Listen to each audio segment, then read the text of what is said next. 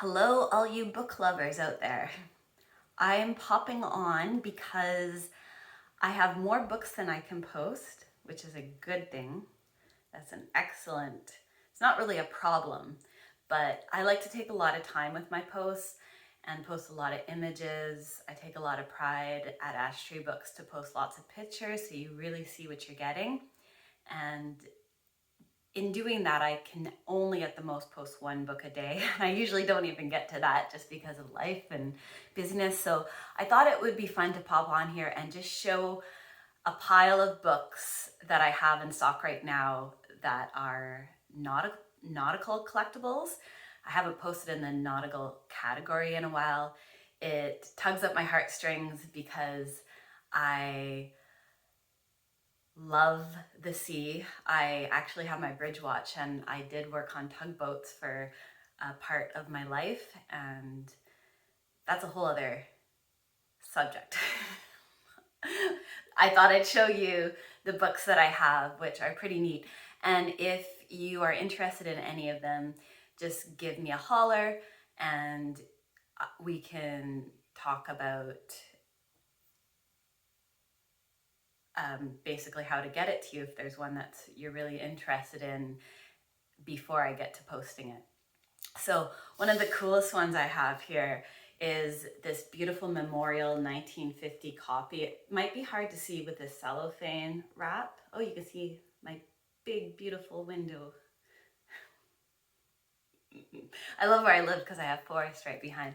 I'll take it off just so you can see, but the cellophane wrap really did protect the cloth binding, and it's the tragedy of Lusitania. I may not say that right because I only read about it. I haven't actually heard it by ear, but I have read up on this one, and it was talked about when I was doing Bridge Watch. We talked about a lot of sinkings and tragedies on the ocean, and this one happened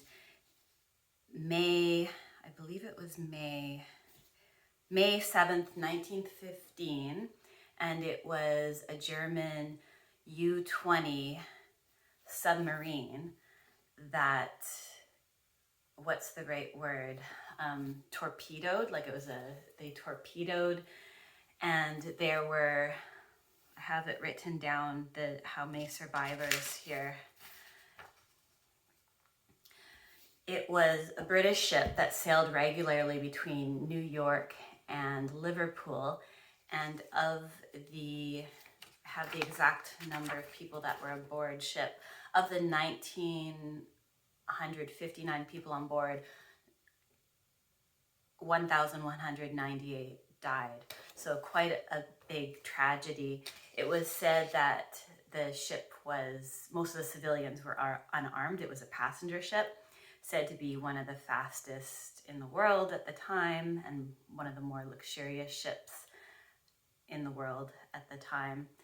And it did create a lot of, what's the right word, dissent towards Germany in US public opinion. And although it didn't catapult a war, it did lead to action in 1917, warlike action. What's the right words? It's good to give a full idea of what really did happen, though. And Germany did state that they did have weapons on board, and the British Army government did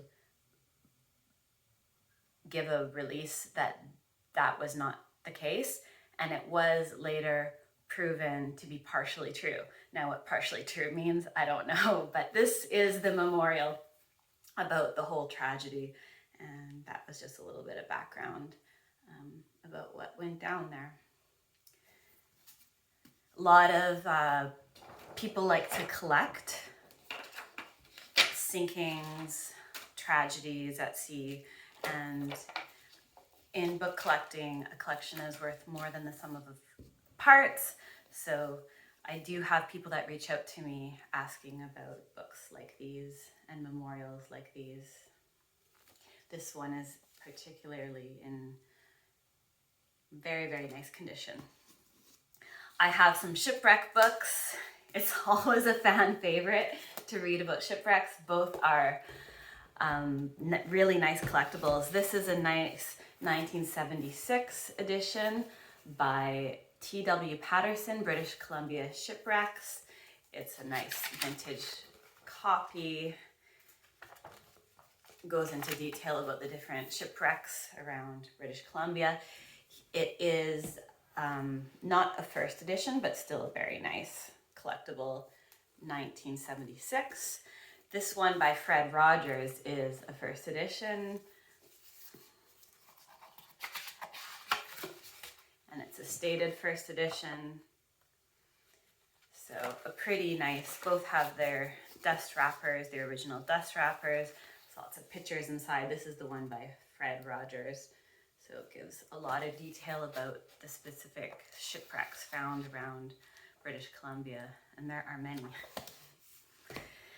The next two are pretty nifty. I almost want to point the camera down, I think I will, but I'll just hold it up at first. This takes you back in time. It's called The Queen's Regulations and Admiralty Instructions. It's a 1953. There is no stated earlier edition that I know of. It takes you back in time because even the way everything is in the book is pretty neat. So you've got the string holding book, and it is quite a big copy.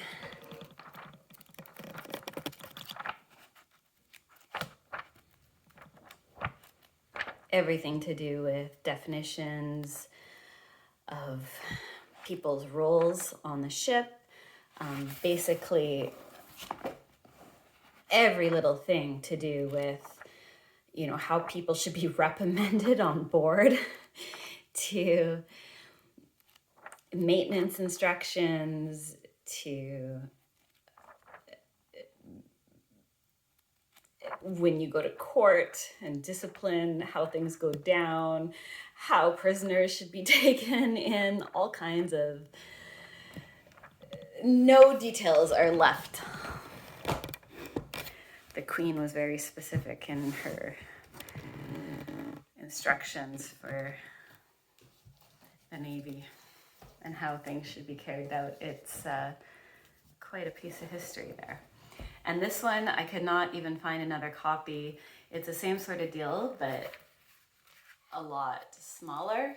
It is the Steamship Company Limited is what it's called, and it is quite old, and you can see that it was well taken care of, and we've got genuine leather, and it's service regulations, basically. It's undated. I'm going to have to look into what the date was. The same sort of things, definitions of what everyone's role is on the ship. It doesn't go into quite the same detail as the British one I just showed you, but nevertheless, significant piece of history and just a blast from the past. Look at these bolts just from another time. Like, it's not often that you see that on books. So pretty neat stuff here. I will pick one to post. My next post actually that I should have up by tonight is on cactus growing, not something we find every day. So that I will post in the gardening and wildlife section. It's pretty neat. It's all about growing cactuses. And I am almost done another rune set. This was on blue onyx, and Ash Tree Runes is a branch of Ash Tree Books. So I have a link, a separate link and a separate Facebook page for Ash Tree Runes, but I'm almost done this set and it's very beautiful. It's teaching me a lot of patience because blue onyx is, the hardness is up there. I think it's between a 7 and an 8 in the hardness scale of minerals. The hardest is a 10, which is a diamond, of course. But this is harder to carve than labradorite, which I think is the same hardness. So it's teaching me patience, but it's very calming because of the calming properties of blue onyx. So excited. I used white ink. I just thought it just had I thought it just looks pretty nice on the blue onyx, just this calming effect. I thought about putting silver or gold because it gives an elegant look, but the white just seemed to be the right way to go on those ones. Okay, so pretty neat. Nautical Collectibles. If there's anything that is catching your eye, reach out, because I don't know when I will get around to posting, but after the cactus book, I will pick one of these beauties to post. Oh, and this one, I think I mentioned, I can't even find another one online. I don't use the word rare very often. In book collecting, you say scarce if it isn't very common, and then rare you almost never use unless it really, really is something that you just don't come across, and this would be one of them. All right, thanks for tuning in.